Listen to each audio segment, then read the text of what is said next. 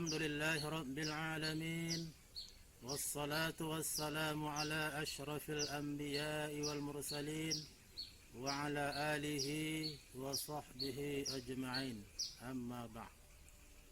Saudara-saudara kaum muslimin yang dirahmati oleh Allah Subhanahu wa taala.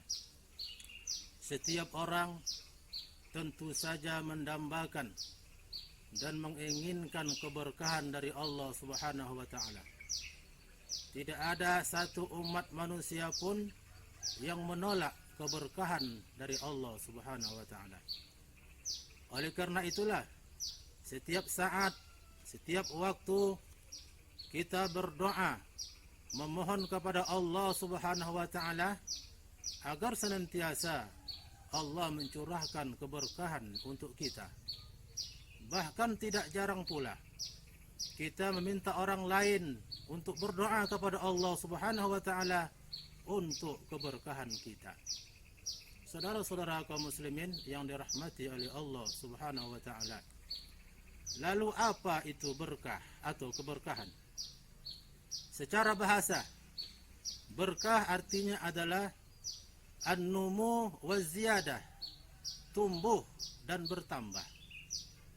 Secara istilah, berkah adalah kebaikan dari Allah Subhanahu wa taala yang ditetapkan terhadap sesuatu, sehingga sesuatu yang kita miliki itu semakin hari semakin bertambah, semakin berkembang dan membawa manfaat yang besar untuk orang lain. Oleh karena itulah, ketika dalam hidup dan kehidupan kita, ketika kita memberikan dampak yang tidak baik kepada orang lain, itu artinya adalah Allah telah mencabut berkah dari kita. Na'udzubillah, kita berlindung kepada Allah Subhanahu wa taala.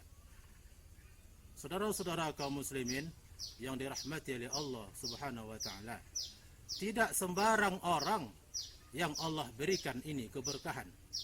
Hanya orang-orang tertentu saja, hanya orang-orang pilihan saja yang Allah berikan keberkahan ini. Lalu kepada siapa Allah akan berikan keberkahan ini? Tidak lain adalah kepada mereka yang beriman dan bertakwa kepada Allah Subhanahu wa taala. Sebagaimana Allah nyatakan dalam Al-Qur'an, A'udzu billahi minasyaitonir rajim. Walau anna ahlal qura amanu wattaqau lafatahna 'alaihim barakatim minas sama'i wal ardh ila akhir ayat. Seandainya penduduk satu negeri beriman dan bertakwa kepada Allah Subhanahu wa taala, la fatahna 'alaihim barakatim minas sama'i wal ardh, niscaya akan kami curahkan, akan kami buka, akan kami limpahkan atas mereka segala keberkahan baik dari langit maupun dari bumi. Saudara-saudara kaum muslimin yang dirahmati oleh Allah Subhanahu wa taala.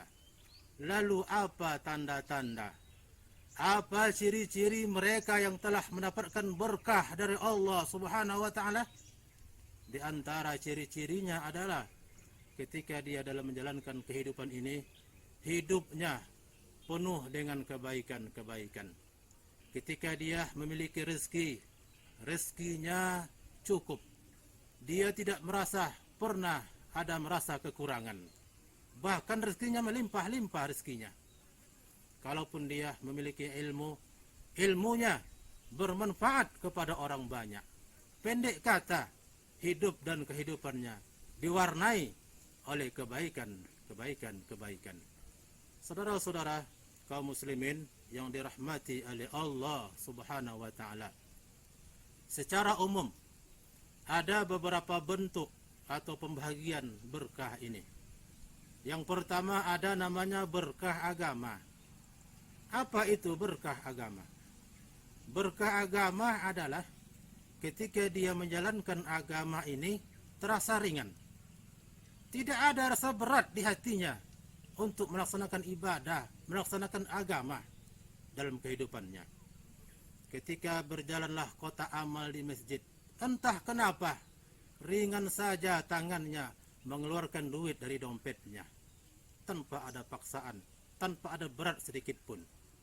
Ketika azan berkumandang di masjid, segera dia tinggalkan urusan dunianya, dia tutup kedainya, lalu bersegera dia menuju masjid untuk sholat di awal waktu, sholat berjamaah di masjid. Ini namanya berkah agama, bahwa agama, ibadah adalah sebuah kebutuhan, bukan hanya sekedar gugur kewajiban. Ini namanya berkah agama. Yang kedua, ada namanya berkah keturunan. Apa itu berkah keturunan? Berkah keturunan adalah dengan lahirnya generasi-generasi yang soleh, yang solihah, yang taat kepada Allah Subhanahu wa taala, yang banyak amal ibadahnya kepada Allah Subhanahu wa taala, yang cerdas, yang kuat, yang taat kepada bangsa dan negara. Ini berkah keturunan. Saudara-saudara kaum muslimin yang dirahmati oleh Allah Subhanahu wa taala, agama Islam ini terus jaya, terus maju, terus eksis di dunia ini. Itu kenapa? Karena di antara faktornya ditopang oleh adanya generasi-generasi yang banyak amal ibadahnya kepada Allah, generasi-generasi yang taat kepada Allah Subhanahu wa taala. Dulu Allah Subhanahu wa taala pun pernah memberikan berkah keturunan kepada Nabi Ibrahim alaihissalam. Dari Nabi Ibrahim alaihissalam lahirlah generasi yang taat kepada Allah Subhanahu wa taala. Lahirlah seorang anak, dia adalah Nabi Ismail alaihissalam. Kita lihat betapa luar biasanya ketaatan Nabi Ismail alaihissalam. Jangankan harta, nyawa pun sanggup dia gadaikan untuk Allah Subhanahu wa taala. Ini namanya berkah keturunan. Juga dulu Allah juga pernah menurunkan berkah keturunan kepada keluarga Nabi Ishak dan Nabi Ya'qub. Allah ceritakan ini di dalam Al-Quran. Qalu ata'jabina min amrillah rahmatullahi wa barakatuh alaikum ahlal bait annahu hamidum majid. Sadaqallahul azim. Qalu, malaikat berkata kepada orang tua daripada Nabi Ishak dan Nabi Ya'qub, ata'jabina min amrillah, kenapa kamu heran atas putusan Allah Subhanahu wa taala? Rahmatullahi wa barakatuh, kata Allah. Itu adalah merupakan rahmat dan keberkahan dari Allah Subhanahu wa taala. Wahai ahlul bait, sesungguhnya Allah Maha terpuji lagi Maha pengasih, lagi Maha pengasih. Saudara-saudara kaum muslimin yang dirahmati oleh Allah Subhanahu wa taala, kita saat ini patut bersyukur kepada Allah Subhanahu wa taala. Kenapa? Karena saat ini anak-anak kita, generasi-generasi kita, cucu-cucu kita masih taat kepada Allah, masih rajin salat, masih mengaji, masih membaca Al-Quranul Karim, masih melakukan ketaatan kepada Allah Subhanahu wa taala. Itu artinya apa? Allah masih memberikan berkah keturunan kepada kita.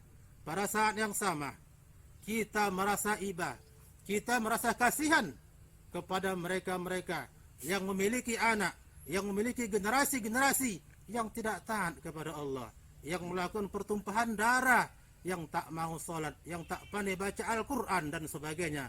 Kita patut ibah dan kasihan. Itu artinya mereka telah dicabut keberkahan dari Allah Subhanahu wa taala. Mudah-mudahan nasihat dan tausiah ini bermanfaat untuk kita semuanya. Amin. Amin ya rabbal alamin. Wabillahi taufiq wal hidayah. Wassalamu alaikum warahmatullahi wabarakatuh.